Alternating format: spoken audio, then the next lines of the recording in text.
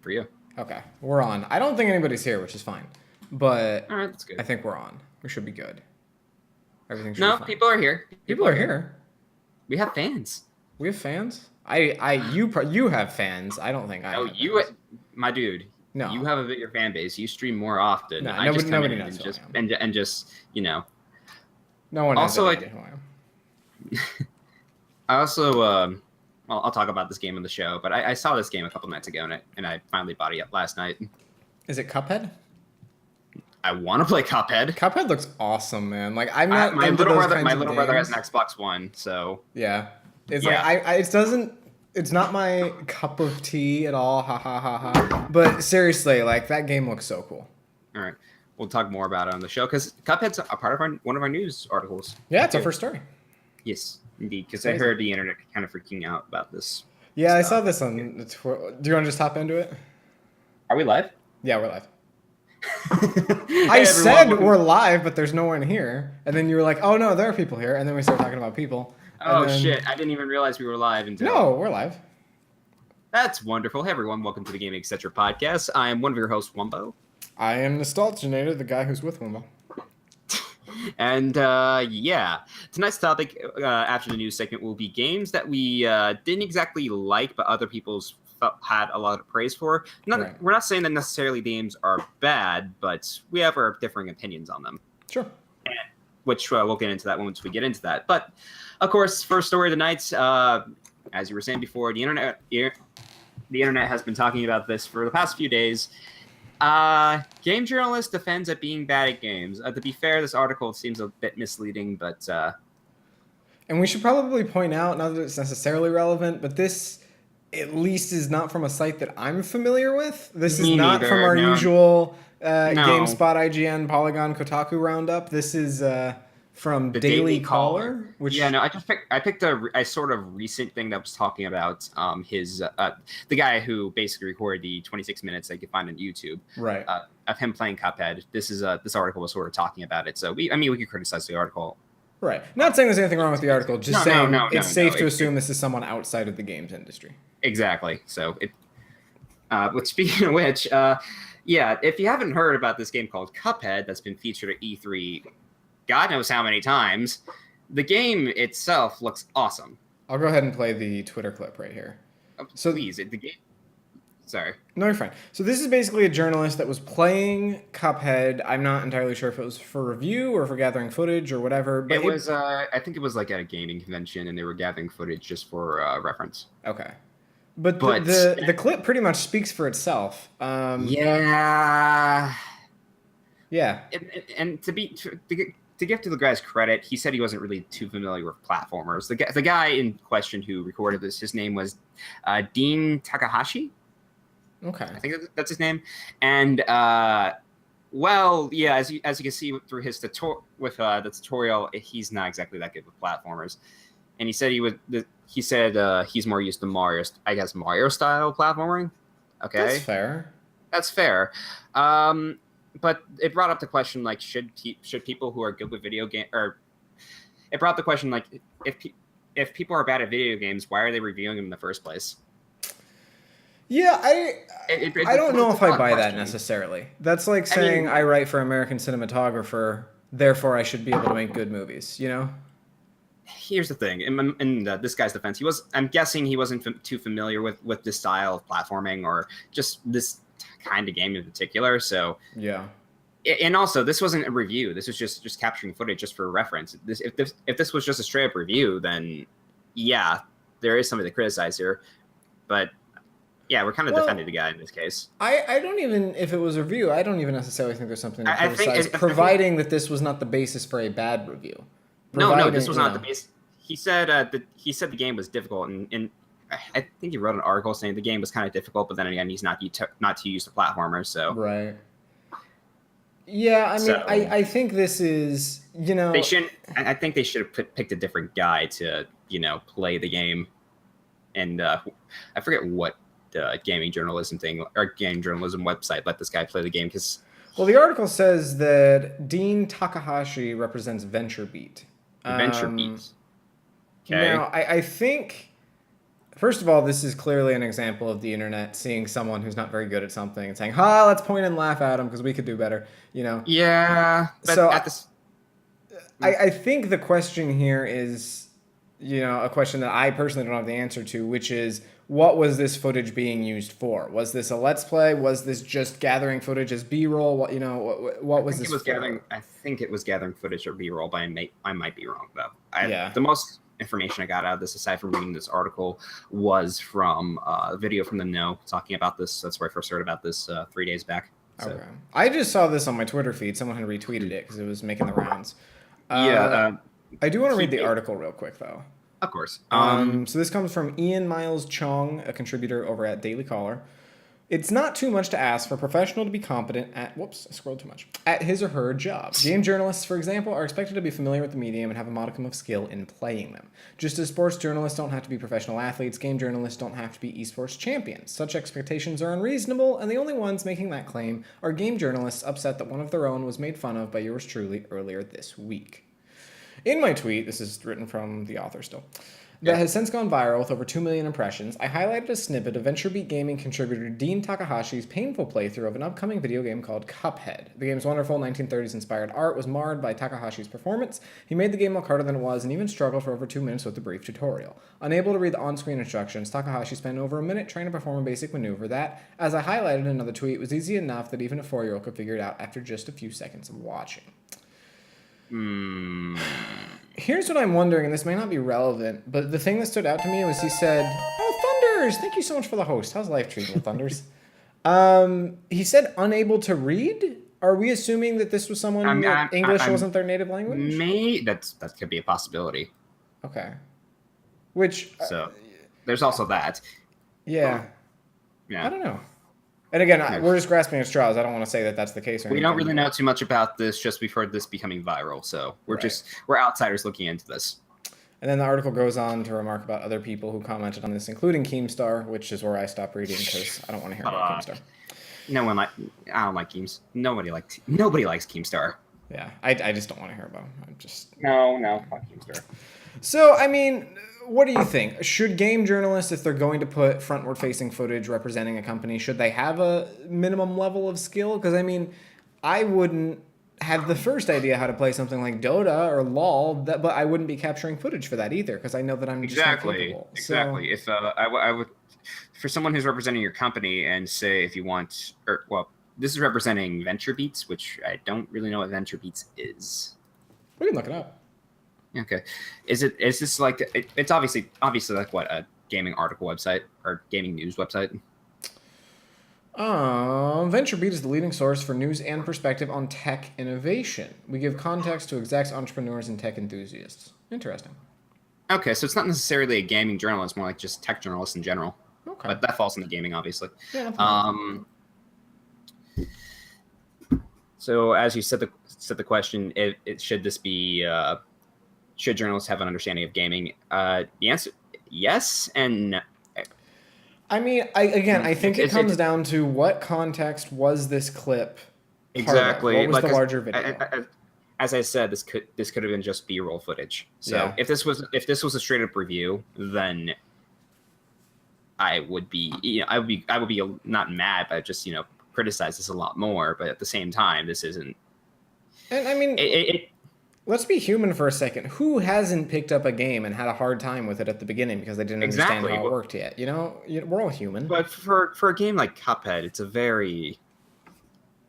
simplistic game, at least in terms of the tutorial. Jump, shoot, stuff, and it shows you how to do it too. But then again, we don't know if Dean Takahashi's native language is English, so there's also that in question. It's hard to say. Someone, if you're watching this on the on-demand version on YouTube, please answer that in the comment section below. Yeah, all we know is the journalist from Daily Caller had mentioned Takahashi was unable to read the on-screen instructions. We don't really know why or what was the cause of that. But I don't know. I don't know how much more there is to say about this, in all honesty. It's just that there's someone singing and maybe dying next door. He's not necessarily reviewing it. He's just giving his first impressions of it. But and he's also not that familiar with platformers in general. So I think they chose the wrong person to even play it to begin with. Yeah. That's fair. Yeah, it's fair enough to say that. But I mean, think of if there was a capture card on every time you'd ever played a game in your life. You know. You know. Yeah, that is absolutely true. That is absolutely true. Yeah. My Breath of the Wild playthrough, first time playthrough anyway. Yeah, I mean, we've definitely been bad at more than one game before, you know. You have a lot of footage talking about that. Oh yeah, I'm terrible at games. I don't pretend to be good at games for a second. No. Well, I mean, it really depends on the game for me. Yeah. Yeah, if it's a brand spanking new game, then no. And even though I'm halfway decent at Splatoon, I can name one person who could easily kick my ass every time. Party, that would be you. Oh, Party's good at Splatoon. She likes it. Party kicks fucking ass in Splatoon, especially as a brush. As a brush? Is that a person? A brush. It's basically a thing that you use. It's a weapon that you use, but you also spread a lot of ink, and you can spread more ink in Splatoon 2 because they kind of tweaked it a bit. Okay. You gonna play Cuphead? Yes. It looks really good. It looks really good. It's like and I know it's a bit of a shooter, a bit of a platformer, and it's two players simultaneously. So it looks like it's gonna be fun with my little brother because he likes playing Castle Crashers a lot. So fair enough. Yeah. Easy and Thunders are hanging out in the chat. Oh, Easy, you fucking bitch. Oh, Wumbo, you fucking bitch. Hey, man. Never met him before in my life. Don't know who Easy is. Easy has live tweeting, my friend. Thunder says, what's wrong with this? Easy says, please turn it off. Please turn it off. It's so painful. What, Cuphead? The Cuphead game? No, the gameplay of it. But watching the guy play through it. I think people are making a big deal about this.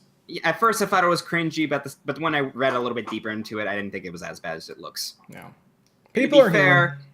Yeah, people are human. And to be fair, there are worse playthroughs. Look up iJustine's Portal 2 playthrough. I haven't seen iJustine's Portal 2. Is she really bad at it? Oh, God. I like iJustine a lot, though. She's a really good YouTuber. I don't really follow her stuff. I don't follow her closely, but everything I've seen, or most everything I've seen... All I know is she's an Apple fangirl, and this is coming from someone who has an iPhone, so... Yeah. Yeah. Okay. Shall we move on, Wumbo? Yes. All right, here's something I'm a little excited for and I actually would pay money for. Rockstar is re-releasing LA Noire. People like that LA Noire. Yeah, I actually like the game, even though the story itself is a bit towards the end. But either way, I like this game a lot, especially with its art style, its gameplay, even though it feels a little bit stilted at some points. Just play this game if you haven't played it. It's on the PS3, 360, and PC, but it is going to be re-released for the PS4, Xbox One, Nintendo Switch, that's interesting, and HTC Vive for VR case files. Wow. Yes, that's right. Can we read this? Yeah, of course. Rockstar Games today made a big and unexpected announcement about its 2011 investigation game, LA Noire. It's coming to many new platforms this November. It's set in the 1940s. The game will launch for the PS4 and Xbox One on November 14th, while it will also come to Nintendo Switch. Not only that, but also a modified version of the crime game will be available on that date in virtual reality on the HTC Vive in the package called LA Noire, the VR case files. Now, for what I heard, and also for the video that was playing beforehand, they're not new cases. They're just cases previously in the game that were just rebuilt for the HTC Vive. Even so, that's still pretty. I mean, that takes a lot of work. That's really, really cool. For what they're adding for the PS4 and Xbox One game versions, it's essentially just better graphics. Okay. For the Switch version, I think it's supposed to look maybe as good as the PS3 or PS3 version, or maybe a little bit better with some touchscreen controls and gesture-based stuff. You know what they're doing with Skyrim for the Switch. Sure. And, wait, so do you get to play as Link in LA Noire as well? That was a joke. That could be a possibility, man. Come on. Well, you get to play as Link in Skyrim on Switch. Yeah, you can. But then again, you could do that with mods. But fair enough. And also, of course, the PS4 Pro version and Xbox One X version will be in 4K. So okay. But by the way, have you played this game at all, Nostal? No, never played it. I have played through it. I played through all the DLC and stuff, which, by the way, all the versions are coming with DLC, which I'm happy with. Because the DLC cases are also they're also little chunks of the story. They're not required, but each case it's its own like hour-long story. So the DLC is actually worth getting. Okay. For the game, if you haven't played it before. Yeah, I'm not. They haven't set a price point, but all these versions are supposed to be coming out for the all the versions are coming out on November 14th, and I'm interested to see. Most interested to see the HTC Vive version. I mean, this is basically a Game of the Year edition, right? So I think a $59.99 price point is pretty safe to say. Yeah, that or I don't know, maybe $39.95. It's $39.95. This is a great critically acclaimed game coming with DLC. I wouldn't mind paying $60 for it again because it's a really really good game. But then again, the PS3 and Xbox 360 versions on their own, not the Game of the Year editions, are like $10. And the Game of the Year edition is like maybe $25. Yeah, but that's also because it came out significantly long time ago, and that's last generation hardware. Yeah, that's true. Yeah. Here's what I want to ask about this: do we assume Rockstar did this internally? I don't know. I could do maybe they didn't do it for the Switch version, but for the PS4 and Xbox One version, maybe. Well, and the Vive especially. That's what's interesting. Or for the Vive, yeah, that's also. Because don't get me wrong, I know people love LA Noire. It was critically acclaimed. Everybody liked it. I didn't play it, but I know that it is held in high regard by many people. My question is this an efficient use of resources? I mean, what is Rockstar doing right now apart from Red Dead Redemption 2? Because we assume GTA 6 is somewhere in the pipeline, right? They're just adding more stuff onto GTA 5 because the DLC for GTA 5, especially the online, it's nice. They add on like new story stuff, new what's it called? Basically, you get in a group of people and you rob banks. Heists. Thank you. They're adding on new heists and stuff like that. That's what they're doing. Okay. They're also and there is microtransactions for GTA 5, but it's only for like cash, and that's it. So Rockstar way better than I do. Do you think GTA 6 is anywhere in production right now at any stage? Let me think. It's been 2 years since GTA 5. Am I correct or am I not correct? No, it's been longer than that, hasn't it? Because they re-released on modern gen consoles. I think GTA 5 was like 2014, wasn't it? Okay. Rockstar, I'm on the Wikipedia page right now. 2013. 2013, yeah. September. But that was on last generation consoles. 4 years, next and they're also working on Red Dead Redemption 2 right now. And I know Red Dead Redemption 2 is in-house. Right, and they're in the home stretch of that. That's that's coming out spring of next year. Okay. That just got pushed, didn't it? Yeah, it did get pushed, but I don't mind. If it's not Duke Nukem forever length, and if they need the time, then it's fine. Whatever. Also, there's like 5,000 games coming out this fall, so. Fuck yeah. Yeah. So maybe they also did that just for the sake of God knows how many games are coming out. So. Yeah, and I think that's totally fine. I don't think that's a problem. Yeah, completely fine. Really interested about the Switch and Vive though. Because the Switch version, at least for what I've seen, especially thanks to the video from on here, they show off it around maybe the 30-second mark. From the looks of it, it's just the exact same version of the PS3, and it's probably going to be the PS3 version. Well, I'm sure it'll run fine and everything. I'm just curious if Rockstar worked on those internally, because that's a little bit of a different beast. I know they have PS4 and Xbox One experience. They haven't really worked on it. Yeah, because for what I've heard, developing on the Switch is a little bit different. Right, and Vive especially. VR is a whole different beast. Yeah, so, Ubisoft has even commented on, I think Steep was that one snowboarding game that came out for the PS4 and Xbox One, and it was supposed to come out for the Switch, but it got pushed. And the developers were criticizing it sucks developing on the Switch. Please don't make us do this. That's fair. I want to apologize in advance for the music that someone's playing somewhere in my wing. I kind of want to drive something sharp into my skull right now because I really can't stand having people that live in the same hallway as me. But anyways, I don't know if people can hear that, but I definitely can. I can kind of hear it actually, even through. It's someone playing the ukulele that's not very good at it, and I don't know what to say. I feel like we need to have I feel like Nostal needs to go in there and say, "Hey, I'm streaming." I did that last year several times, but once people got to know me, they were actually really cool about it. And from 8 to 10, the hall was almost always quiet. Wumbo died. Where's Wumbo? Wumbo, did you die? Wumbo's no longer. I'm sorry, everybody. Wumbo passed on to the great beyond. He is no longer with us. And the song that some forsaken spirit is playing in this dorm is the ballad of his death. Is that? Hey, he's back. Yeah, back again. Let me turn on the light in here. Sorry. Oh, yeah, you're fine. I thought you died. No, I didn't die. Oh, more okay. like my siblings are bugging me. And Oh, that's okay. whenever I record something, my little sister comes in, like freaks out and like, oh my god, you're recording a YouTube video. And, but we're not on YouTube. At least not right now. Yet, anyway. We will be on there when it's archived, and it goes up on YouTube.com/iwumbo223.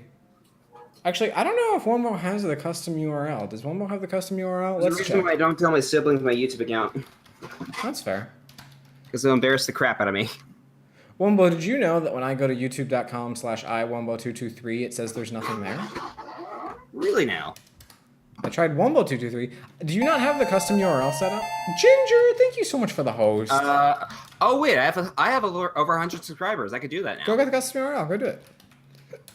I'll do that after the show then. Because otherwise people have to search. Yeah, my mistake. I don't actually know how to do that. Like, I don't know how I would find your channel if I didn't know. Oh, you search Wumbo223. Interesting. Yeah, I but when you search iWumbo223, I space Wumbo223. I space Wumbo223. It wouldn't yet let me have straight iWumbo223, so it's I space Wumbo223. Did you know that Opaz Bankshot made a video saying I'm in a YouTuber's video and you're in the thumbnail? Yeah, I remember that. That's crazy. It was a long time ago. You're big time, Wumbo. You made it. That video has almost 200 views. Don't sell yourself short.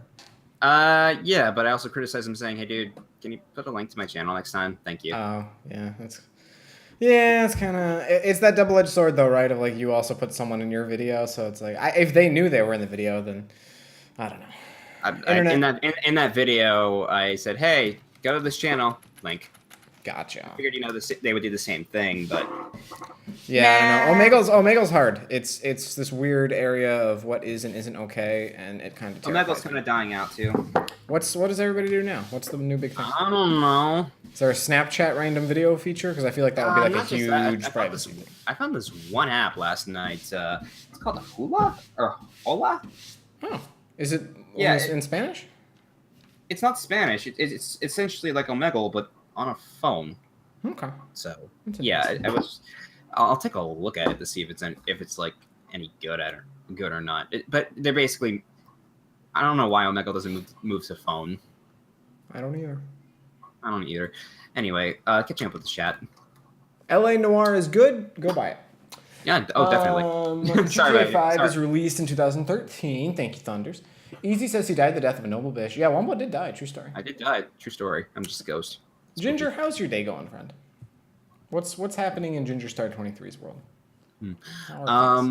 But yeah, sorry about that. Yeah, LA Noire, if you haven't played it, there's going to be more ways of playing it now. And I think a fair price would be $40, but if they go $60, I would still be happy. I wouldn't mind that too much.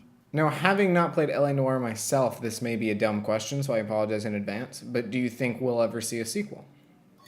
The company who originally made LA Noire was Team Bondi, a Australian-based company, and unfortunately, they went out of business before the game was even finished. And Rockstar pretty much picked up the pieces because they were going to publish it. So. Oh, interesting. Okay. So they got Rockstar North a branch of Rockstar. I forget which branch of Rockstar. Maybe the Rockstar Montreal, or I don't fucking know. There's a lot of branches of Rockstar that basically finished off the game. Do you think this may be a litmus test, a la Crash Bandicoot Insane Trilogy, to sort of re-release and say, hey, does anybody still care about this? BioShock collection ish thing too. Yeah, that one. Yeah, that's not too hard to think. Okay. Or not too. That's a possibility. Then if people do, maybe a lot of people do. A lot of companies do that too. Another example I can think of, even though the game was already in development before Beyond Good and Evil 2. Sure. That got an HD re-release and then showed there was interest in the game still, and yeah, although they were trying to make a sequel and that got canned, Yeah. Star Wars Knights of the Old Republic 1 and 2. Wink, wink. Nudge, nudge. BioWare, please do it. They're busy with stuff. Are they, though? Are they really? What do they work? Anthem? Is that what they're doing now? I don't know. They were originally supposed to do a lot more stuff for Mass Effect Andromeda. That fell through fast. Yeah, that got sent out to die. That was kind of sad. I mean, it wasn't. That's not fair to say. That is dying. Let's put it that way. Oh, or maybe it's just dead. hey, Anthem is being published by EA, developed by BioWare, launching for Xbox One, PC, and PS4 in fall 2018. What the fuck? Hey, Nostal, did you know there's Rockstar India now? No, I didn't. That's interesting. Yeah, Rockstar India. It's in Bangalore. I fucking butchered that name. India, and it was launched last year. That's crazy. And it works in conjunction with Rockstar Dedicated Units, or RDU, and the Technicolor India. So it's basically a publishing house for their games in India. Good on them. That's pretty cool. There's also Rockstar Leeds, Lincoln, London, New England, Rockstar North, of course, Rockstar San Diego, of course. Because Rockstar, little known fact, really hurting on money. They just have no revenue stream coming in right now. No one's playing GTA Online. They're just kind of sitting dead in the water. It's not like GTA 5 is on the top 10 charts every single month. It's ridiculous. It's brutal out there, and they're going to be laying people off in no time. But they do have some former subsidiaries. Rockstar Vienna, which ported the Max Payne 1 and 2 to consoles. I'm going to call him PAX Main. I like that way more. And I'm going to cosplay as Max Payne to a PAX convention and call myself PAX Main. That's a really easy cosplay because he's just a guy. Well, I mean, there's an easier cosplay. Cosplay as L from Death Note. I didn't want either the original Death Note or the new Death Note. I have not seen a new Death Note, but I'm curious, but at the same time, I'm pretty sure it's a movie, not a series. The Netflix. Yeah, I know it's a movie. I'm pretty sure it's bad though. Okay. There's also Rockstar Vancouver, which is a bigger hit. They merged with Rockstar Toronto, so that's not. Gotta be careful about Canada. That's Square Enix land, isn't it? Eidos Interactive's in where's that? Pretty sure it's Montreal. Okay. I was about to call it bullshit, but then I realized, oh wait, Eidos is on. Well, no, I know Square is like a Japan thing, but I'm pretty sure, like all the Tomb Raider stuff comes out of Montreal. I'm pretty sure. Yeah, pretty much. But Rockstar Vancouver made Bully, which I actually like a lot, and the Max Payne series. Bully. You never played Bully? No, really wanted to though. Oh yeah, I really want to see a Bully too, and basically Bully runs the same engine as all the other I call it the PS2 trilogy of GTA games. It runs in the same engine essentially, and it plays similar to that, but also you don't kill anyone in the game. You're just a teenager with you're a teenager out of school, and basically you're sort of a bully. And what the? It's Ghost. Just don't worry about it. Keep going. Sorry. Anyway, Rockstar game aside, let's move on. Okay. Next story comes to us from IGN. It is about the Nintendo Switch, and it says VR likely not in Nintendo Switch's future. This comes from Corrigan. Shocker. Nintendo of America president and COO Reggie Fils-Aimé appears to have dashed any hopes of VR coming to the Nintendo Switch anytime soon. I think it's Fils-Aimé. Is it? I think I might be wrong on that one. This name gets changed all the time. It's Fils-Aimé. I don't know. Can we get a check on that in the chat? Does anybody know how to? Let's just call him Reggie. Everyone knows who Reggie is. Everyone calls him Reggie, so let's call him Reggie. Reggie! All right. Reggie! During Variety's Entertainment and Tech Summit, Fils-Aimé, Reggie, commented on the prospect of seeing the technology come to Switch, saying the, quote, problem with VR is that there aren't a lot of experiences that are truly fun, unquote. There are no plans to experiment with VR capabilities. Variety reports the company may consider the technology in the future. Stopping there for a second. Yeah. Nintendo was sort of considering VR maybe about a year and a half ago. I remember reading an article about this. I think we even featured it on Gaming Etc. But I'm guessing with the direction with the Switch, it really wouldn't make much sense for them to do VR on a handheld. I mean, you could do it on your cell phone, or you could do VR on a cell phone, especially like Samsung phones. But there really isn't much of a point. Elephant in the room as well. Like, you and I aren't engineers, but is the Switch even capable of running VR from a hardware standpoint? I'm pretty sure it's not. Yeah. So yeah. That's why I mentioned. That's what I was going to mention. The Switch, I'm pretty sure, is not powerful enough to have a. Because we know Switch is not as powerful as the standard PS4. Obviously, it's built to be more of a not casual, but like it's a portable system. It's a portable. It's a hybrid console. So I'm pretty sure it's not powerful enough to have stable VR. in the future, maybe another Nintendo console might do that, but for the time being, I'm pretty sure Nintendo doesn't want to do that. Also, for what he said on VR, or what Reggie basically said on the second paragraph, talking about and VR. Sorry about that. With VR capabilities, where the fuck is it? Basically, he's talking about stuff that really engrosses the player stuff that's really just to get for VR. For the time being, even though it's been around for a long, how long has Oculus been around for? Yeah, I think it's still in the development process, and we haven't really seen that many games that really take advantage of VR as well as I don't know.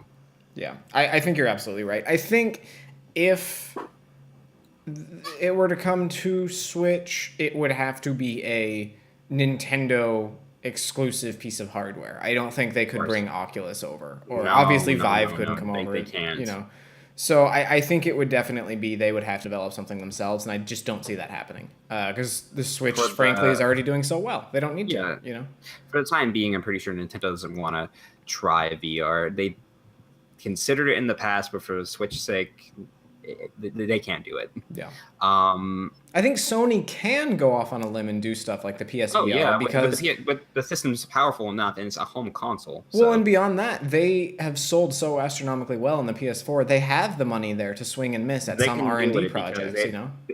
Because they could do it because they have an audience for it. It's not like a Jaguar CD situation where you have where you have a system that doesn't really do well and they make an add-on for it just for the sake of now if it has this add-on, so now you have to buy the console with it. And that's a Hail Mary because it's like, yes, technically it can make what you already have better, but then in the mind of the consumer, how do you sell that? How do you tell them you need this extra thing after you've already bought the base? Or a more obvious a little bit better comparison is the Sega CD / Sega 32X add-ons to the Sega Genesis. Yeah. You don't exactly need it, but hey, it's there if you want it. Or in recent years, the Kinect, where everyone went out and bought a Kinect and then instantly took it back because it was like, oh wait, I don't need this at all. In my experience, or the fucking Wii Balance boards, in my experience with the Kinect, and why I mean my experiences with Kinect, for someone who works in a used video game store, I get those all the time, and I clean them up, wrap them up, put them up for sale, and no one ever buys them. Throw them into Mordor because that's the only place. Pretty much, because no one's gonna buy it. Yeah, I mean, I think we should say PSVR has actually been selling pretty well. I don't remember I don't remember the most recent numbers, but I know they're well over 1 million sold. They're doing well. I've even experienced PSVR before, playing Resident Evil 7 and enjoying that a lot. It's probably the best VR experience out right now. Well, in turn, let me rephrase that. It's probably the most accessible, maybe. Not the most accessible in terms of like you just need the game, you need the headset, and that's it. And there's going to be some wires, obviously, but who cares? It's the most accessible and fun VR experience that you could have right now. In terms of like if you want.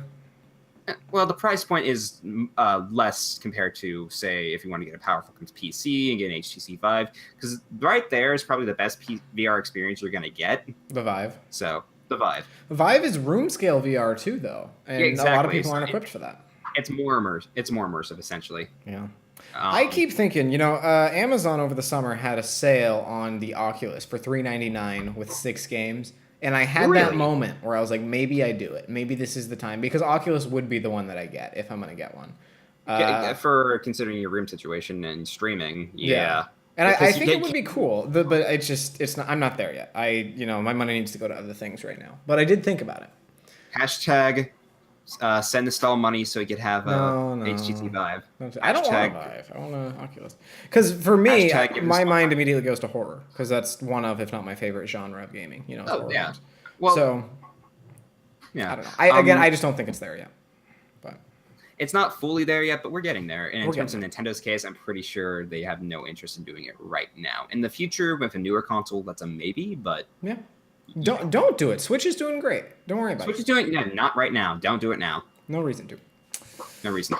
All right, catching up on the chat. Ginger says, it's okay. Preparing for the coming hurricane. We put plywood on all our outdoor windows. That's the best we can do. Hope everyone is safe. Yeah, stay safe, Ginger. Sorry you're going through that. Hope everything works out. You are in our thoughts and you're in our prayers. All good, thanks for asking. Easy says, I feel like you guys already did the games we should like, but don't topic in a way. I remember y'all talking about Half-Life and everything, or at least something similar. No big deal, though. I'm going to be invested regardless. It kind of feels like we might have. That's the downside to doing a show for 50-plus weeks, is after a while, it's like, wait a minute. Wumbo died. That's what we say, is wait a minute, Wumbo died. We say that once a week. Wumbo, are you still alive? Are you still alive? Wumbo? Blink once if you want me to spend your money on an Oculus Rift. He's not blinking. He's gonna have to eventually, though. Wumbo.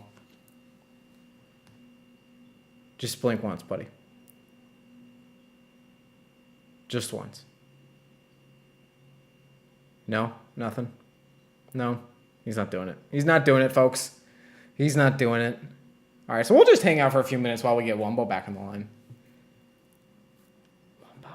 How's everybody doing? What's everybody's day going like? Thunders and Ginger and Easy. What is happening in everybody's lives right now? Wumbo just died. Ladies and gentlemen, Olympus has fallen. It didn't actually fall. Whoops, now it's showing stories. Oh, hang on, Wumbo's calling me. I know him. Hi, Wumbo. Were you there? It's doing the mic thing again. I can see you. We're dropping the call. We're going to get him back on the line, folks. Don't you worry. We ain't quitters. We're almost everything else, but we're not quitters. Wumbo's going to restart his Wi-Fi. We're going to get this worked out. Not as much as it used to be, unfortunately, due to work and other responsibilities. Getting old sucks. I know the feeling, Easy. I'm on the tail end of college, and obviously I don't work as much as you do, but it's not fun. But being responsible is just part of life. Hashtag the Nostal on VR fund is officially open on GoFundMe now. Nah, I would just buy it myself. I wouldn't feel right getting money from all you lovely folks. But I might do it at some point. Oculus is really interesting to me because it's at a price point that's a little bit more accessible. My PC can run it, and I think it's really cool for horror games. As time goes on, we remember different things and we have new experiences. Maybe our minds change, stuff like that. That's a very good point, Easy. It's an excellent point. I agree. I agree wholeheartedly. Let's see what that guy Wumbo's doing. Let's give him a call. Dun dun dun dun dun. That's a noise. Wait, is it left? Hi, Wumbo. Nah, it's still muted. I'm sorry, bud. I don't know how to do it. I don't know how to fix it. I don't know. How did we do it last time? Did you refresh your Wi-Fi? Is that what we did? Because it did this, and then it was fine a minute later. We're getting it worked out, folks. This is the fun of producing a live show, which is things go wrong, and you just gotta adapt on the fly. And by adapt on the fly, I mean Wumbo's gonna hit refresh on his Google Hangouts page over and over until he gets it, and I'm gonna sit here and talk to you folks. Hey, says Dark. Hey, Dark, how's it going, buddy? How's your day? Ben, my friend. Dark says, what's wrong happening? Wumbo died. He fought a gang of squirrels, and he was doing really good. He fought off like 50 or 60 squirrels on his own, and then right about the time he thought he was going to win, like 100 more squirrels came out of nowhere. Yeah, it was rough. But, yeah. It's just what it is. I mean, could you fight 160 squirrels? That's a ridiculous number of squirrels. It's an ungodly amount of squirrels. I certainly couldn't do it. I'm not strong enough. Wumbo's calling me back.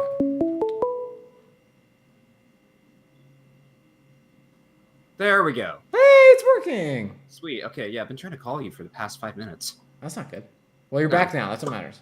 Yeah. And I gotta get your face back up here. Sorry about that, guys. Hangouts video call. Why? Match title. Window title must match. There we go. Now you're back. Got it. I'm sorry about that, guys. Yes, I know it's unbearable.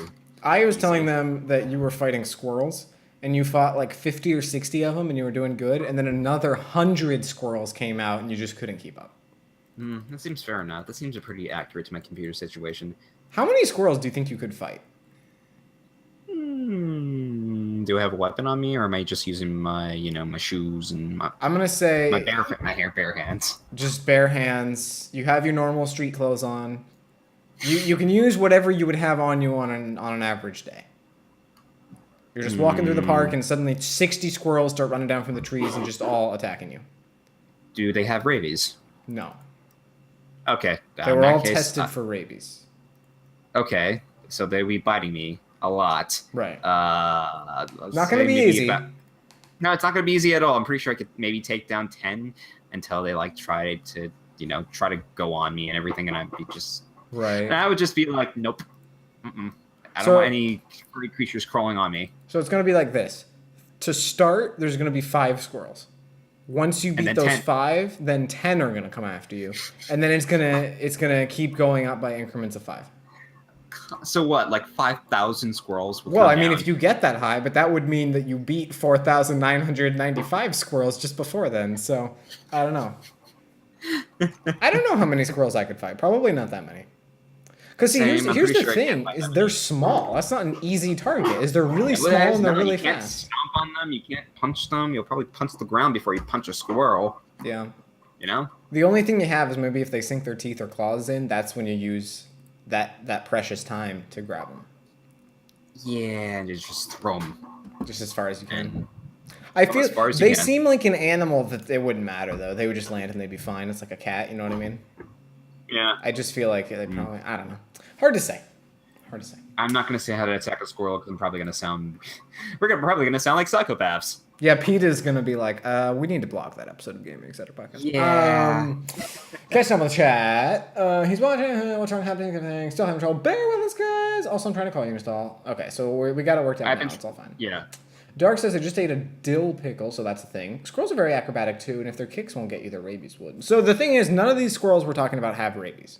Yeah, they've all been tested for rabies by the rabies doctors of Shambhala. Rabies doctors, yeah. Totally a real thing. Totally a real thing. I mean, there's doctors that test people for rabies, obviously. Okay. Yeah. Any other thoughts on VR on Switch, or do you feel like we pretty well covered it? I'm pretty steady on it that it's not going to be happening on the Switch. Yeah. And if it does, then it'll be very, very strange. How, just as a sort of tail end question about this, how long do you think the Switch life cycle is going to be? This is a bit of a tough one because Nintendo's handhelds typically have a long life. The Game Boy, the original Game Boy itself, lasted from 1989 to 2000, and then the Game Boy Color had a short life, maybe a few years, or lasted from 1990 to 2003, and the only reason because the Game Boy Color is a little bit more. It's like an upgraded Game Boy. When did the Advanced and then the SP come into things? The Advance came out in 2001 to 2007. Okay. The DS went from 2005 to 2014, and then the 3DS. Yeah, so like I said, Nintendo's handhelds typically have a long staying power, and see something like this, a home console / handheld. It's pretty safe to say that the Switch will at least last 5 years, and it's having great sales right now. It's really hard to get a Switch, but still. Do you think that we get? Oh, almost dying. He's gone. He's gone. He's dead. No, it's okay. The question I was going to ask, and I'll pose this to the lovely folks in the chat, is do all of you lovely folks think we maybe see a Switch Slim or a Switch 2, sort of a lateral upgrade to the Switch? Maybe a different version of the Switch, but Switch 2, I think it's too early to say. But it seems like Nintendo could bank off of this business model that they're doing off right now. I'll be right back. Okay. Yeah, because I think it's really hard to treat this like PS4 or Xbox One because the whole hybrid console, we're sort of in uncharted territory right now. Obviously the Xbox One got the Xbox One S, and then is soon to get the Xbox One X. The PS4 got the PS4 Slim, and now the PS4 Pro. What would a slimmer version of the Switch be? I don't really know. What would a lateral upgrade to the Switch be? Not a full second console, but sort of a maybe faster 1.5-ish, right? 1.5-ish thing or something like that. That doesn't seem too out of the ordinary, but because like I said, Nintendo's good on making different additions to their handhelds. In terms of consoles, though, that's hard to say. Yeah, and we're in this weird cross section between the two, so it's really, I mean, it's really hard to gauge. Because the DS itself had like 4 incarnations. Oh no, way more than that. It was the DS, the DS Lite, the DS XL, or the DS Lite, the DSi, DSi XL. So 5. And then, and that's before the 3DS line? And that's before the 3DS. So 3DS has the 3DS, 3DS XL, 2DS. 2DS, new 2DS, new 3DS, and new 3DS XL. So, and then there's now the new 2DS XL, I think, too. Oh yeah, I forgot about that. Yeah, that family tree is just a giant mess. So who knows how it works? So basically, I get your point. Basically, Nintendo. But then again, the 3DSs are way cheaper compared to the Switch, so it's not by much though. I mean, isn't the new 3DS XL like 180?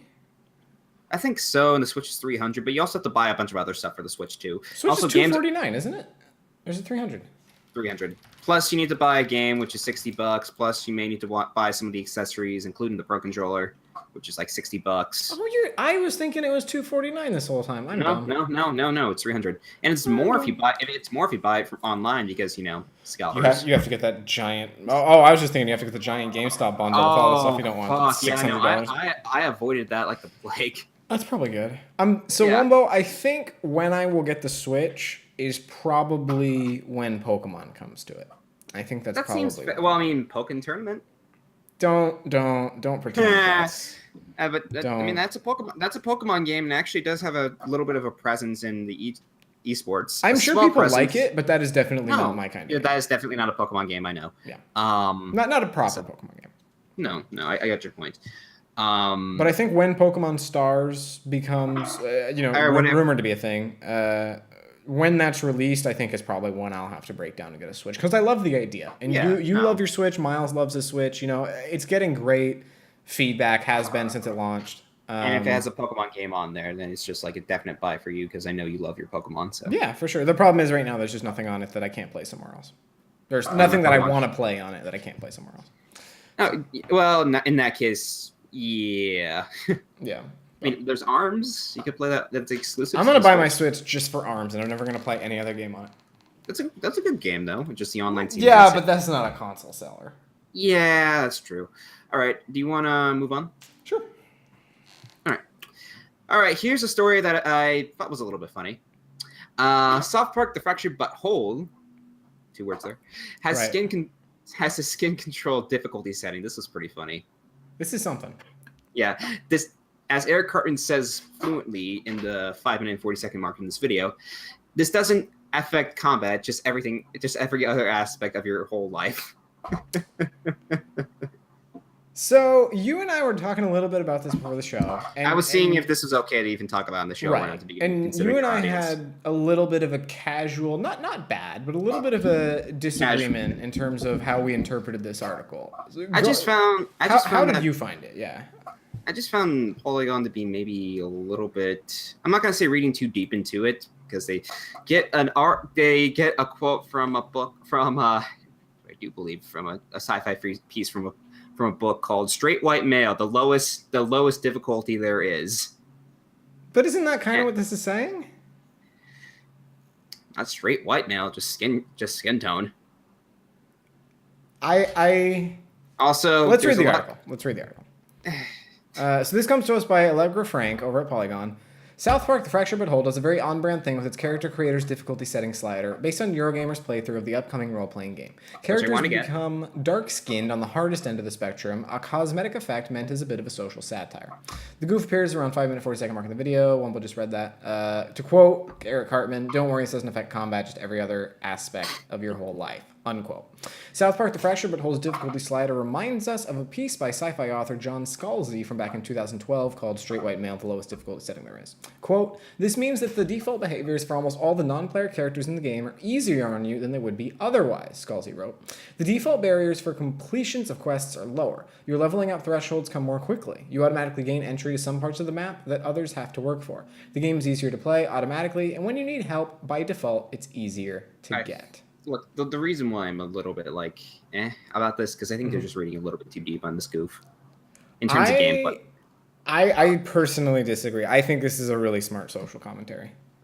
I think this is hitting on a very topical thing, which is, where do we stand on racial equality, and more importantly, how ignorant are we to, the privilege that a lot of us have been given? It's like, how many white, Caucasian, straight men sit there and think, wow, I'm actually pretty lucky because I don't have to deal with a lot of the difficulty or ostracizing or, marginalization that happens to a lot of people who are minorities in our country. And I think this is South Park, which, don't get me wrong, has no shortage of offensive, ridiculously far out of left field things to say. What I love about South Park is basically they rip on anyone and anything, yeah. and not that they can get away with it. Sometimes they can't, but that no one is safe. Yeah, and I think this is one of those things where it could and probably will be the internet seeing something that's mildly satire and risque, and they get offended at it. Probably it's gonna piss off people. But you have to see the forest through the trees. I think this is very, very clever what they're doing. I think it's bringing a very serious issue that people maybe don't think about as much as they should to a mainstream audience that maybe doesn't think about it all the time. So like I said, I'm completely not mad at what South Park was saying. I'm just saying that for this article's case, I just felt, especially for the quote they put on here, I just thought, I think you're reading a little. I thought they were reading a little bit too deep into what they were saying. I thought it was just a social satire joke, not more of a. You took it as a joke, and I took it more as a social commentary. Yeah, I took it more as a joke. You took it more as social comedy. Either way, we're both right. Yeah, that's fair. Yeah, that's fair. I didn't get the sense that the person in this article was offended or anything like that. No. But yeah, I have a good feeling though, and this is just a smart prediction. I'm pretty sure once the game comes out and you see something like, I don't know, I'm pretty sure they're probably going to rip on feminists in this game because topical. It's South Park. They're going to rip on everybody. South Park. I'm pretty sure when that happens. They're going to rip on everybody. Polygon's going to get pissed because Polygon's known for being very, very PC centric.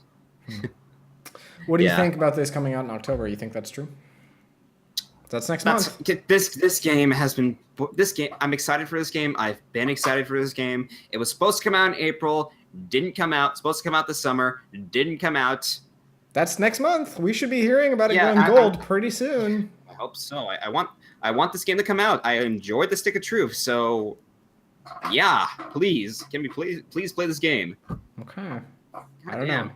I'm not a huge South Park fan, so this isn't the sort of thing I would get. That said, I think I don't remember where it was shown, but the demo of them explaining the origin story between the main character and sort of how the battle system works and how a car will pass through the street while they're playing and they all run over to the sidewalk while the car passes. I thought it was brilliant. I think this is super cool. I'm not going to buy it, but it looks great. So what I like about the Stick of Truth, and I'm pretty sure we're going to get the same impression of this in the Fractured Butthole, it's basically it's like a season of the show essentially, but you're playing through it. Sure, your character doesn't really, it interacts with stuff, but it doesn't really talk to the characters. And one of the big jokes throughout the entire... Oh, Wumbo died. Wumbo! How did he die? It made like a... and then it died. It's crazy. Dark's going to play some Mario Maker. That's pretty cool. Vero Switch is a terrible idea, says Dark. If their case don't get the rabies would. I do think the NS will have an advanced version, says Thunders. Quite possible. NS referring to Nintendo Switch. When your 3DS has no charge on it, dang it, I was going to play some Mario Maker. I think it's stupid how 3DS uses battery charge when it's asleep. Ooh, that is not good. You got to use some charge, but still, that's bad. I just pre-ordered this. Good to hear more about this game. Thunders, what's your take on the skin tone difficulty slider thing? How you have a lighter skin tone when you're on an easier difficulty and a darker skin tone when you're on a harder difficulty. Does that offend you? Does that make you laugh? Do you not really have any opinion on it? What's your whole stance on that thing? Eat says at South Park, I hate Polygon.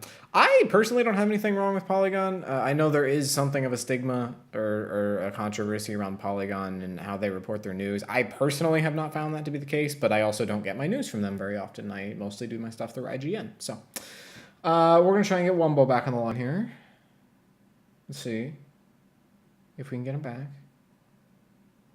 Wumbo223. Long time, first time. Answer. I don't think, no, yeah. I can see you, but I can't hear you. Hang on, now people can see you too. Wumbo's cursing the gods for stealing from him his ability to talk. What keeps happening, folks, for those of you who are curious, is Wumbo calls back, and we can see him, but we can't hear him. So, we might need to throw his computer into Mordor. That might be what we have to do. Might be. He might be, I think he got attacked by a Crab King. That's bad news, Bears. He says won't die again. I personally think it's meant to be a joke because I know South Park can be racist sometimes. I also don't get easily offended. That's fair. Yeah, I think it's very, very clever, personally. I think I am the kind of person who probably reads into things more than people maybe intend all the time. But I think this is a very clever social commentary, personally. That's just me. I don't know who this gameplay's from. I don't know if this is Polygon that we're recording this, or what the stream is, or who this is from, or why. I think it said it was Eurogamer. It said it was Eurogamer. But I don't know if this is Eurogamer. I don't know. I have no idea. Let's see what Wumbo's doing. Wumbo trying to call us? Let's try and get in on the call. You are the only one here. Invite people. Well, I thought my dear Wumbo was here. Click to join the video call. Wumbo! There we go. We got it working. Yeah, no, sorry about that, guys. Yeah. For some reason, it takes a little while for me to connect to you. No, it's all good. I think what it is I have to be in the tab. It's not ringing at all. Oh, it's like it's not sending off any notifications. I guess once that happens, just immediately go to tab. Yeah, I'll do that in the future. All right, sorry about that. No, you're good. We were talking about the fractured butthole, and I'm pretty sure chat maybe froze. Guys, just say something in the chat. Something. Like scream something. Say something in the chat. Has the chat even changed at all from Dark Last message I got was, I personally think it's meant to be a joke because I know South Park can be racist at times. I also don't get easily offended. That was from Dark at 5:59. Yep, I need to update my chat. Reload my chat because it's not working for some weird reason. Thank you for saying something, everyone. Also, it's nice that I have your Twitch as like as a save thing for my computer. Aww. Like as one of my favorites. So. Are you ever going to start streaming again? I don't really know. Okay, that's fair. I didn't mean to put you on the spot. I was just curious. But... yeah. Alrighty. Anything else about South Park that's on your mind, my dear Wumbo? New season is supposed to come out this this month. I think in a couple days. Excited for that. Okay. That's about it. Okay. So yeah, if you haven't also played the Stick of Truth, I think this if you buy this, I think if you buy it for PC, I think it comes with a code for the Fractured Butt. Or if you buy the Fractured Butthole, yeah, I think it comes with the Stick of Truth. That's pretty cool. I think. Not completely sure about that. I think my problem is just South Park is not my type of humor. Okay. I mean, it's not for everyone. I'm not going to criticize people. But I mean, I've seen a few South Park episodes in my time, and I always laugh at something. So. I mean, yeah, there's a few smart jokes in South Park. It's not just all fart jokes and shit. Yeah. Alrighty. All right. Shall we move on to the final story of the evening? Yeah. Final story of the evening, which is something that I heard of a long, long time ago. And I'm surprised. We covered it a long time ago. We did cover this a long time ago. Yeah. YouTubers escape punishment for promoting CSGO gambling site without disclosure.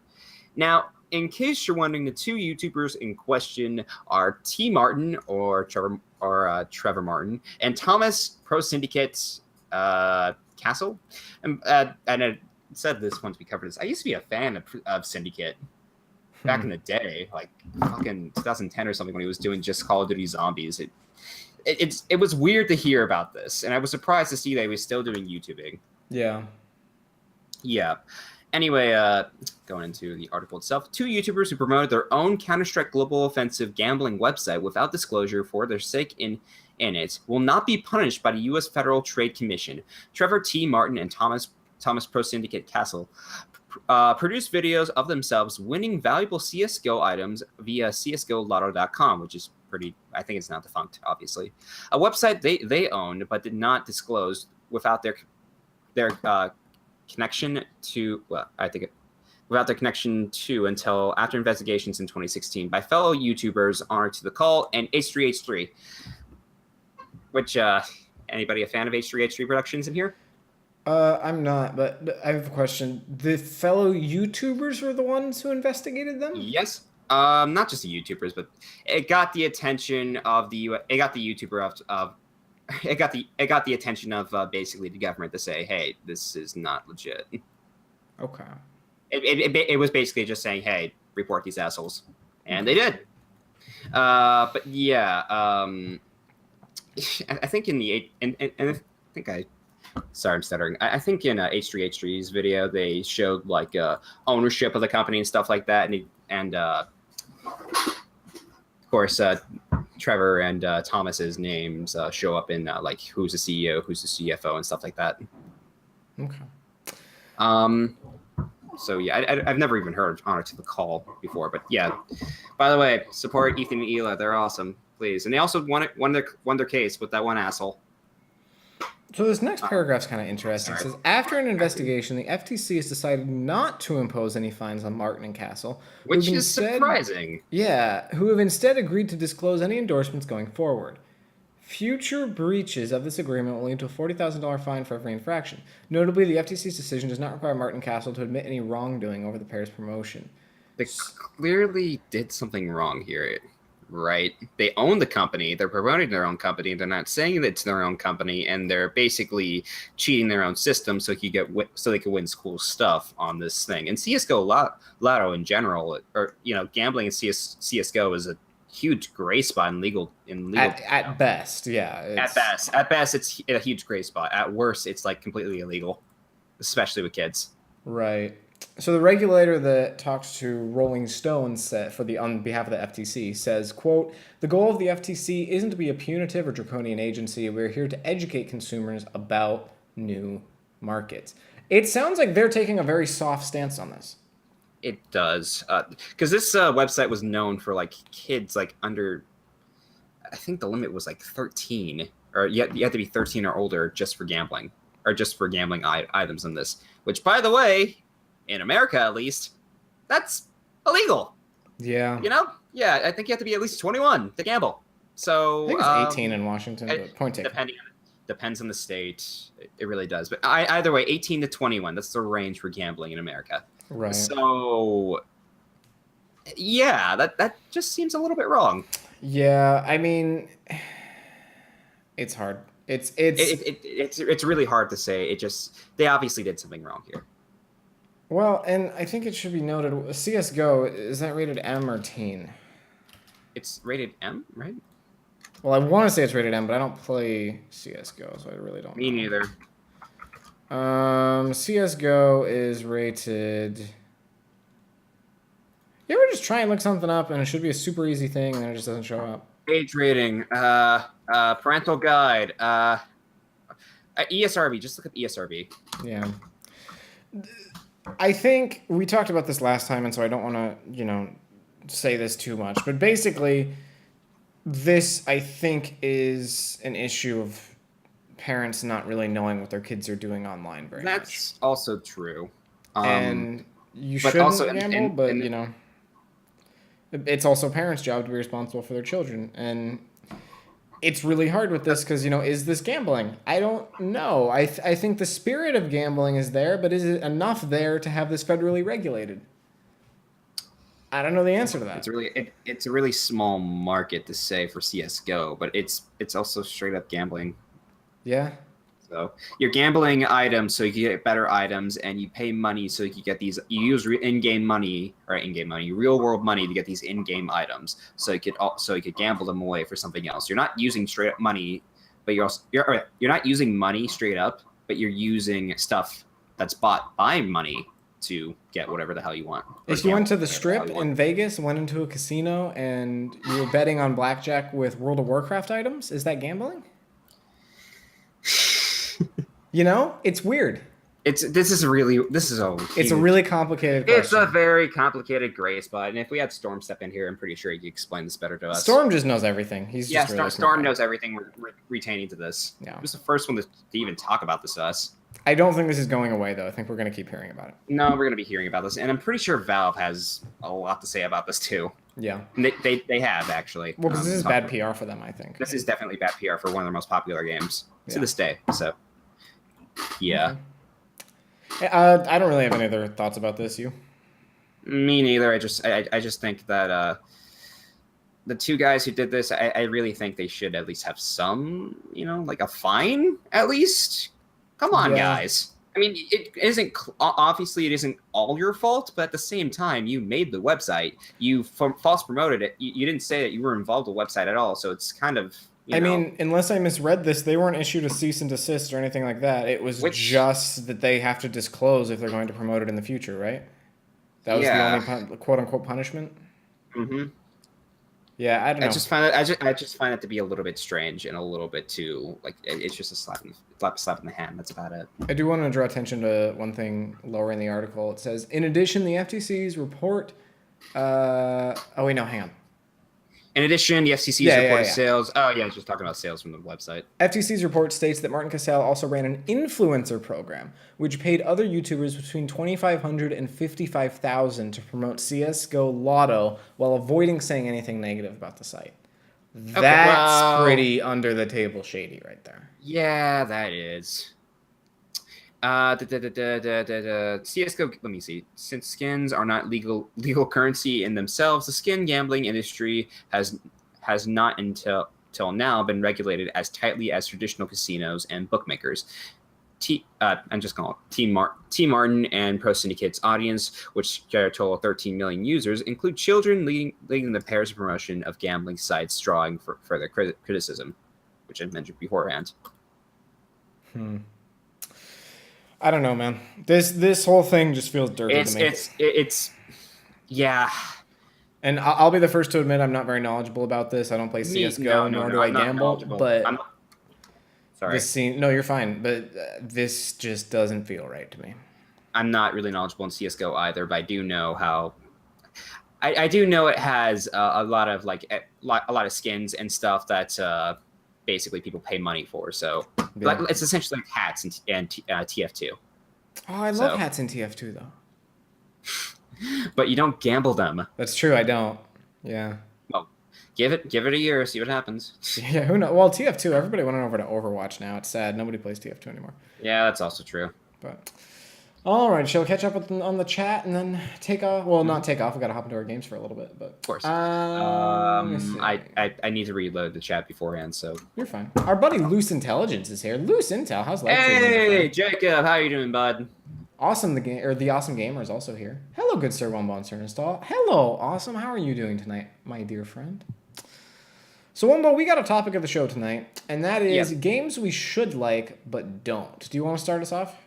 Yes, I will start us off. And granted, I haven't really played too much the game in question that I'm talking about right now. Okay. Games that we should... Well, this is more like games that we should like that we don't, and a lot of people have... And there's a huge fan base of these games. Sure. The game I'm talking about in question right now is the original Mass Effect. And I'm going to get my main criticisms out of the way. First off, for the average gamer, this doesn't really seem... I'm not going to say feasible, but the game itself, first playthrough, I'm pretty sure it's maybe 30 to 40 hours. Yeah. Am I right or am I wrong here? Okay. Secondly, in terms of combat, which I'm sure they improve on it in the sequels and so on and so forth, it's not really. It's at best it's bare bones third person shooter with a little bit of squad commands and stuff. Now I do want to just draw attention to something you said real quick. Personally, I don't think length is really a fair criticism because when you are hopping into an RPG, you are expecting, quite a bit of length. It's not a fair it's a criticism to say someone who's a casual gamer. Right. That said, and take this with a grain of salt, but Mass Effect on howlongtobeat.com clocked in at 17 hours for the main story. Okay. So, and take that with a grain of salt. That's entirely based on user length times, so, Sorry about that, my mistake there. No, he died! Not now! Wumbo died, ladies and gentlemen. He died as he lived. We're going to try and get him back on the line real quick. Hang on. Oh, Wumbo. Warriors, come out and play. Has anybody seen that movie? The Warriors? I haven't. True story. I haven't even seen that movie. I've quoted it like twice in as many days, though. Let's try and get Wumbo back. If we can. See what's going on with him. That cool starfish man that lives in the sea. Wumbo is video calling you. But he's not. That's the thing. Is he's not. It says he is, but he's not. I don't have a video call anywhere. What's going on? Google Hangouts.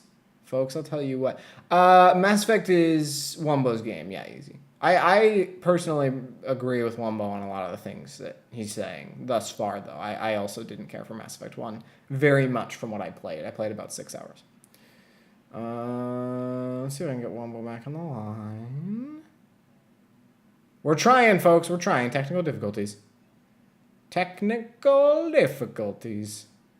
Which is my second least favorite type of difficulty.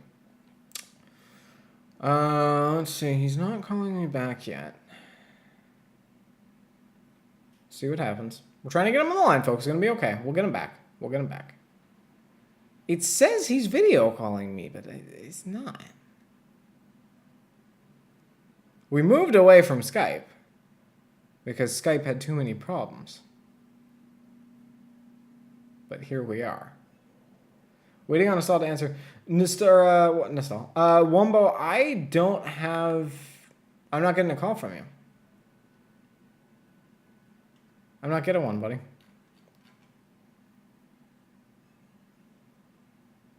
I don't know what's going on. It's breaking. Or we've broken the fourth wall. Oh, now I'm getting something. Hang on. Hang on. Wumbo! No, you're muted. You can see his face, though. His beautiful face is back. We're halfway there. It's like that song, Living on a Prayer, where Bon Jovi's like, whoa, we're halfway there. Whoa, living on a prayer. All right. We're trying to raise him again, folks. We're making progress, sort of. In the meantime, how's everybody in the chat doing? What's going on? What's up? What's down? What's sideways? What's horizontal? Easy, dark, thunders, loose intelligence, awesome gamer, Wumbo. What's going on with everybody? I want to hear how everybody's day is going. Wumbo says his face isn't beautiful. I personally disagree, Wumbo. I think you have a very beautiful face. Hang on. Hang on. Got it. Crushed it. You're here. Can you hear me now? I can hear you now. It's like that guy who used to be the spokesperson for Verizon and is now the spokesperson for Sprint. Oh, he used to say, can you hear me now? Can you know? True story. Yeah, true story indeed. As I was trying to say beforehand, is your chat even...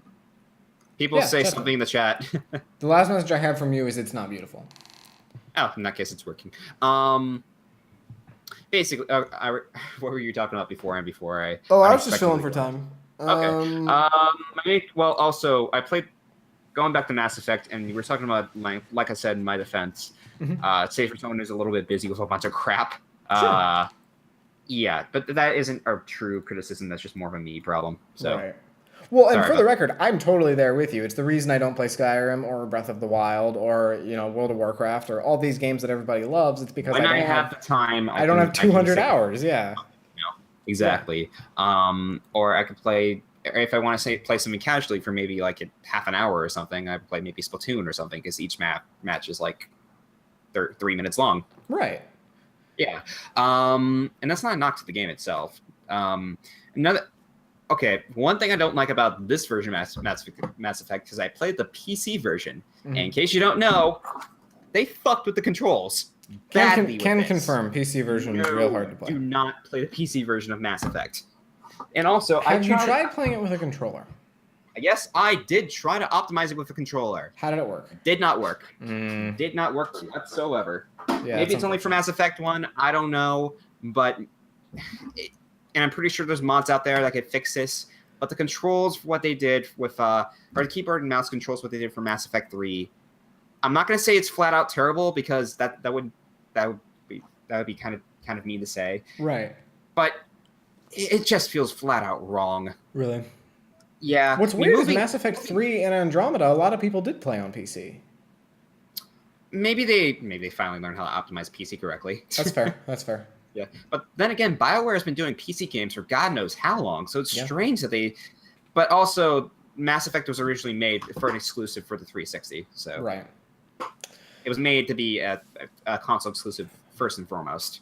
Mass Effect was heartbreaking for me because on paper, there is no reason I should not like this game. This is, for all intents and purposes, a Colin Nostal Jeffrey game from BioWare. Previously worked on Knights of the Old Republic and Knights of the Old Republic 2. It is a space-centric RPG with a colorful cast of characters with an emphasis on story and character relationship. There is nothing about this game. This is made for me. This is, for all intents and purposes, made for me. It's made for you, but what exactly didn't you like about Mass Effect? The original Mass Effect. The gameplay I found so... And again, playing on PC, so take it with a grain of salt. I couldn't even play it. It felt completely broken. It felt like I honestly couldn't progress. It's not just that. Yeah. And I know you didn't... How long did you even play? I put about 6 hours into it. I played maybe about an hour and a half. I think I played an hour and a half according to Steam. I could be wrong about that. Also, the story seemed, as far as I played, and maybe the story obviously progresses more as you play it. Sure. It seems a little bit... I'm not going to say bare bones, but it just seemed a little... I don't know. Decent. Now, I will say... Nothing special too far, but I'm pretty sure they expand more of it on it. Now, having friends who are into Mass Effect and do like these games, I have heard 2 is the pinnacle. That Mass Effect 2 is where things get really, really good. For what I've heard, 2. Or 2 is best in the series, for what I've heard. Also, of course, for Mass Effect 3 Mass Effect 3 gameplay is good. Just the story just falls flat in his face until the end. Until the end. Vice versa, yeah. Yeah. I mean, I really want to like this. I'll for sure go back to it at some point because I own all 3 of them. So I got to, you know. We're not necessarily calling these games bad. We're just like... Right. It's for one reason or another, we just couldn't bring ourselves to like them. Yeah, no. I mean, I'm not saying that I could go back to... I'm not saying that I'm never going to play this game again. No, it's on my Steam. I can play it whenever I want. It's just that I'm not really interested to. Do you think you will go back to it at some point? Probably. Most likely. Okay. I mean, it's not that... I mean, it's... Like I said, it's on my PC. It's easy to download. Right. What I'm saying is, I'll probably come back to this in the future, just not now. That's fair. And I totally sit in the same place on it, where, you know, I want to finish it. I feel like I have to finish it, which is kind of a bad feeling going into a game. But, yeah, I think it's a... No, did he die again? Oh, no, he just covered his webcam. It's fine. It's all good.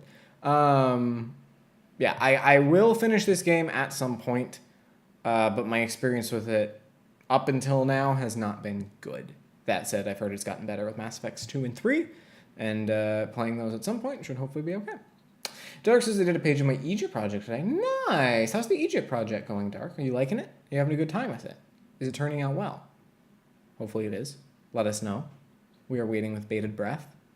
We're also waiting with bated breath for our dear friend Wumbo to make his triumphant return. I think the fact that his webcam went black instead of just going to the layer of OBS behind it means he's covering his webcam or turned off his video momentarily, which would mean something in the room is happening and he, for professionalism, wanted to, you know. But I think he's going to be back in a second. Probably. Maybe. Dark says, it's fine. It's turning out well. My dad helped me. Oh, no, he's calling me back. Okay. Hang on just a second, Dark. We'll get to that in a minute, I promise. We got you back. Nope, it's quiet. It's quiet. It's quiet. I'm sorry, Wumbo. It's no noise. Weird, though, that the dial tone happened that time of like, hey, somebody's calling you. It's a thing. Pick up the phone.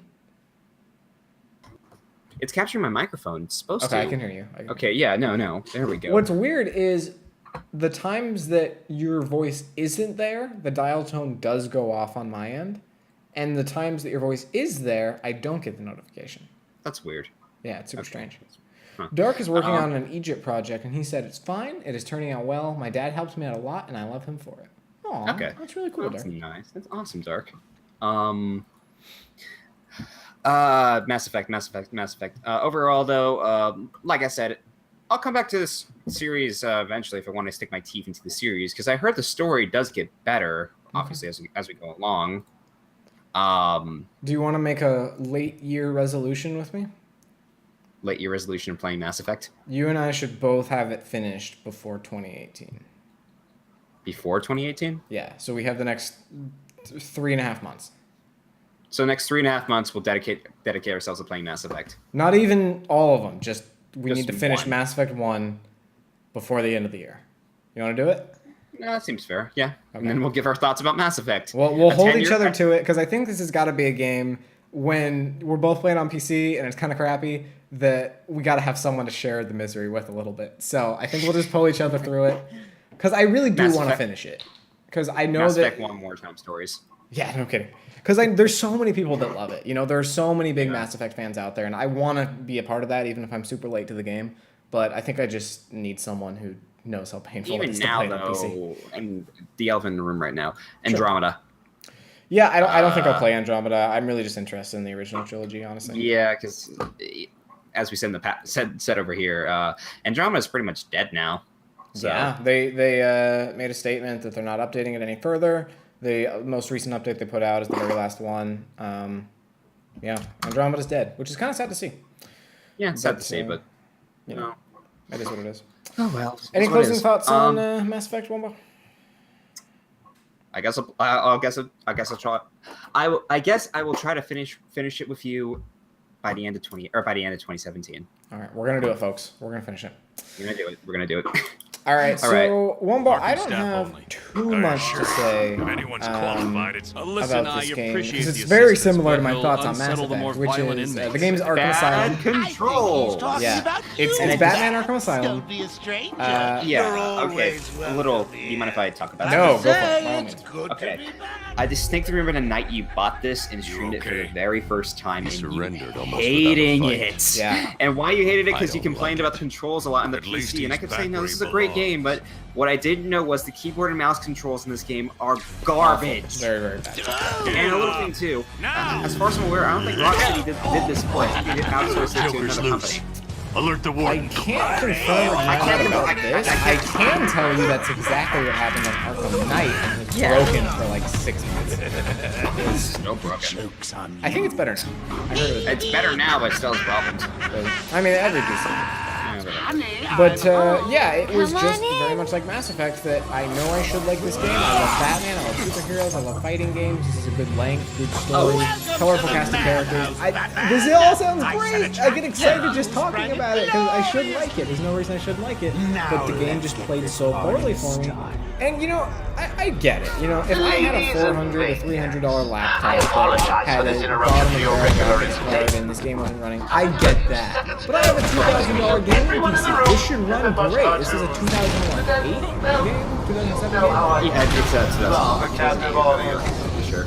That, I mean, should be running perfectly. Exactly. And it wasn't technical issues. It wasn't that the frame rate was dropping or I was getting graphical bugs, but just the control scheme was just so bad. So what I think I need to do, and I can't remember if I tried this or not, is plug in my DualShock 4, map it for Arkham Asylum, and give it a try.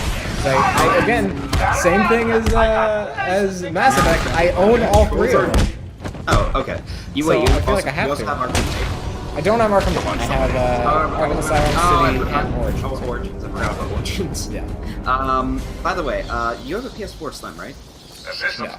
Or PS4 in general? No. I had a PS3 when I got it.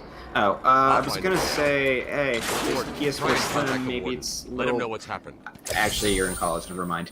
I was gonna say maybe the PS4 Slim is cheaper than the ordinary PS4, and Batman, Arkham Asylum, and Arkham City have an HD re-release. There was a really good deal this summer. It was the PS4 Slim for like $220 with a controller, with Last of Us Remastered, with Nathan Drake collection, with a year of Comixology. Nostal. Yeah.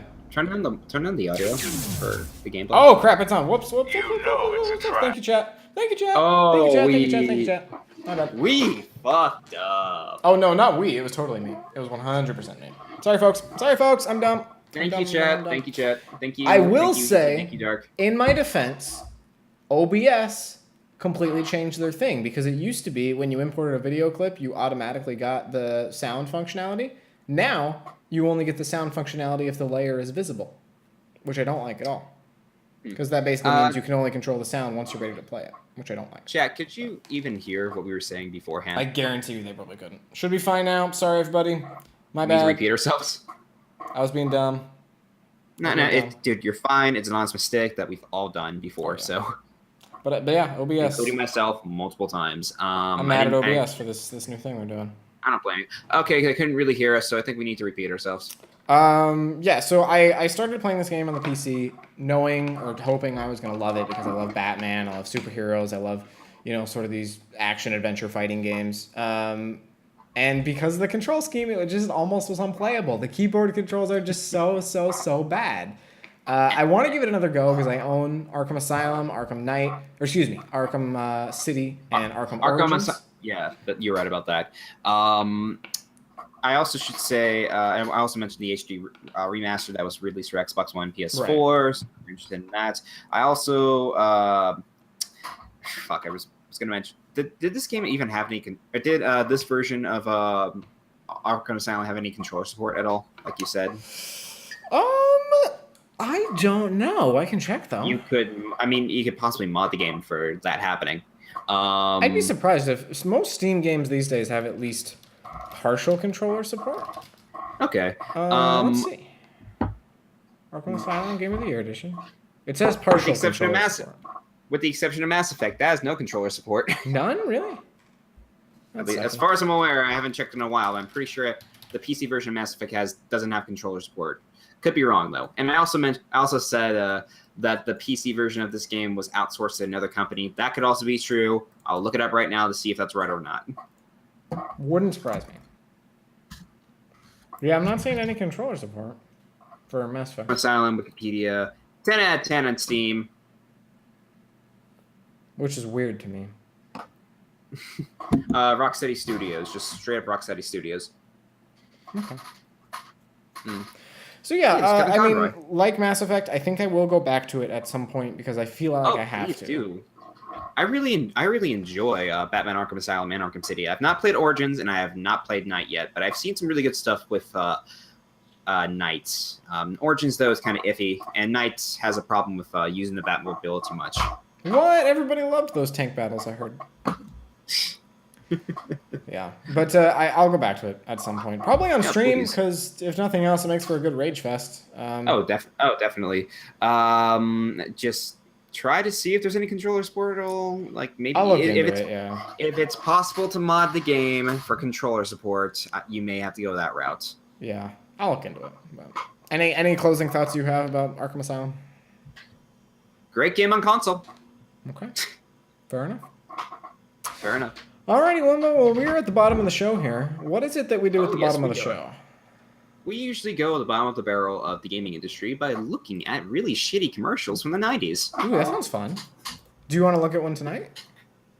Oh, yes, please. I have a commercial ready, set, and ready to go. Okay. Do you want to queue up this commercial for us at all, or do you want to just play? I got it ready. Okay. All right.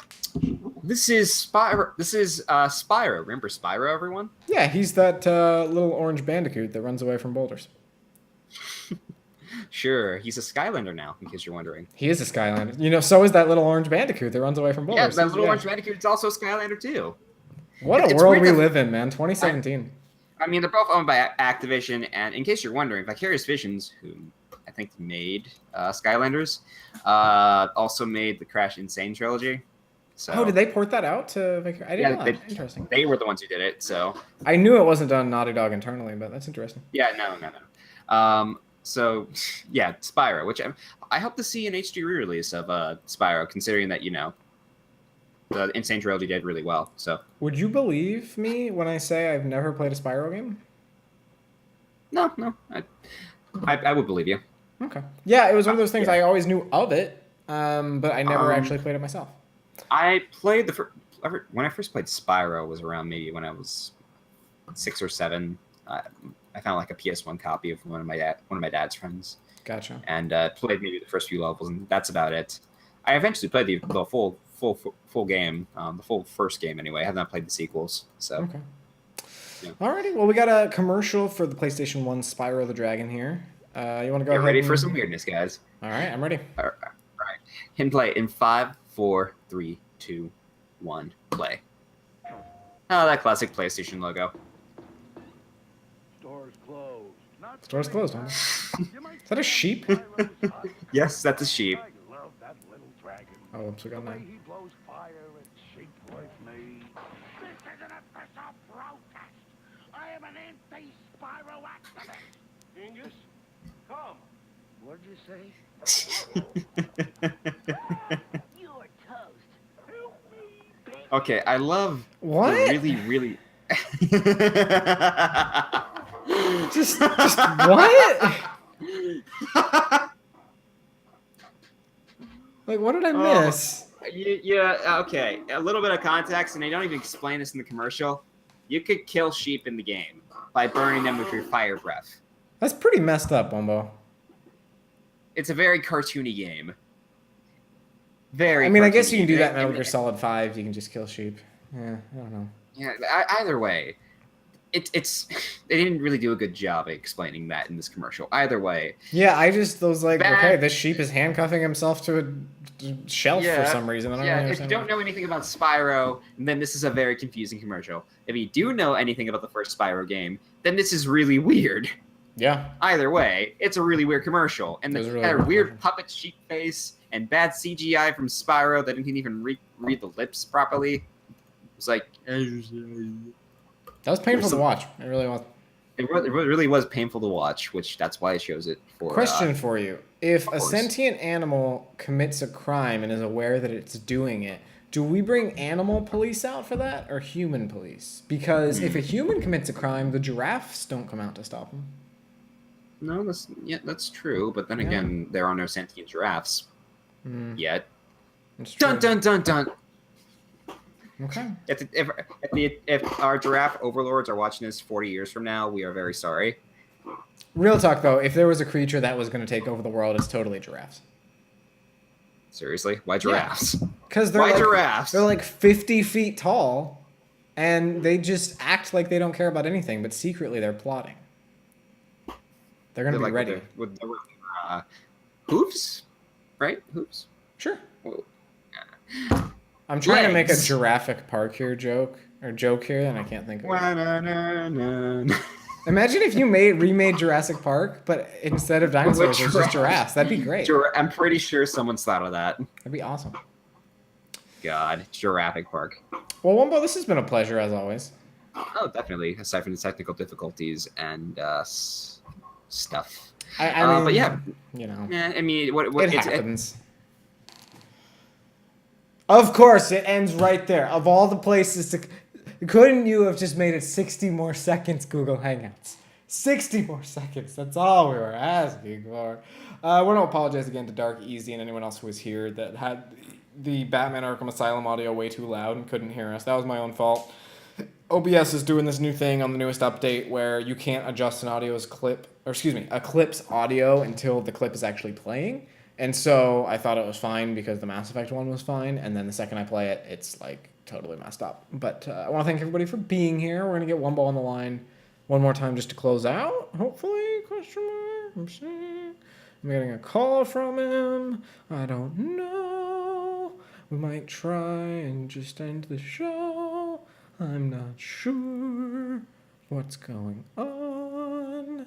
Thunder says, dinner time. I'll see you later, Nostal and Wumbo. Have a phenomenal night, Thunders. We're taking off anyway, but I hope you have a great dinner. Take care, my friend. Much love. I'm trying to see if Wumbo's going to call back or not. He is calling back.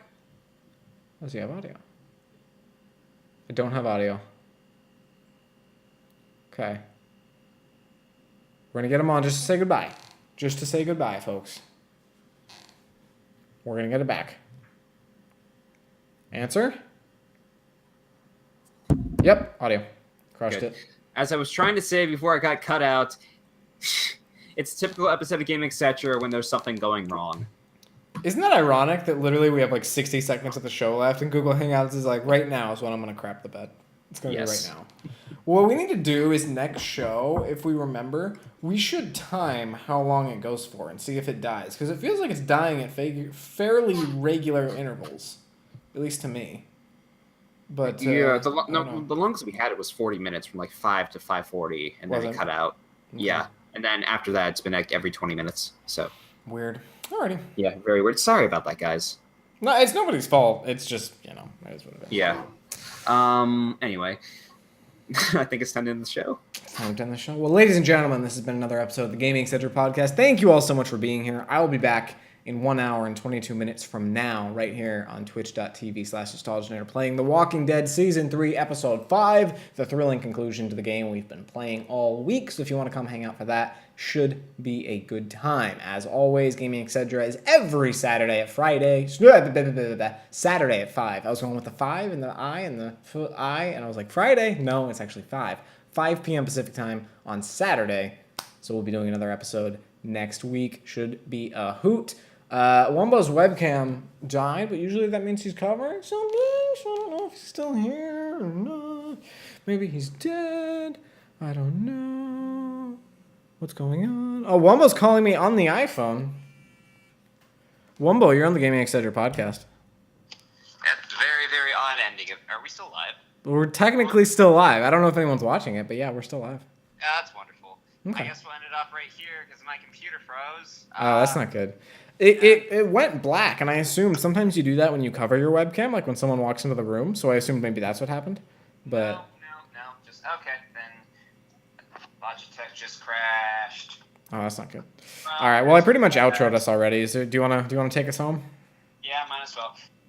Coming from Nostal's phone, thank you for watching the Gaming Etc podcast. I hope you enjoyed the show. Sorry for this stupid shit. And we're throwing your computer into Mordor next week.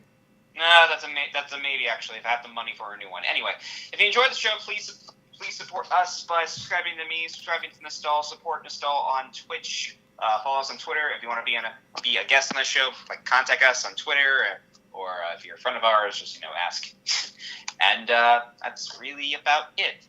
Also, hopefully a new intro will be made by the next episode. It'll look pretty awesome. We actually don't know yet, but it might look pretty cool. I'm trying to find music. I actually was trying to find music. We could talk to our buddy Stormstep. We could, actually. Yeah, just get some music for that. Why is that not responding? Because your computer's broken. And process. Thank you, Control. Well, until next time. Until next time. We'll see you later. Bye. Bye. I'm waving. You just don't see it. He's waving. It's really hard for me to hold the phone in one hand, wave with the other, and shut the stream off. But, boy.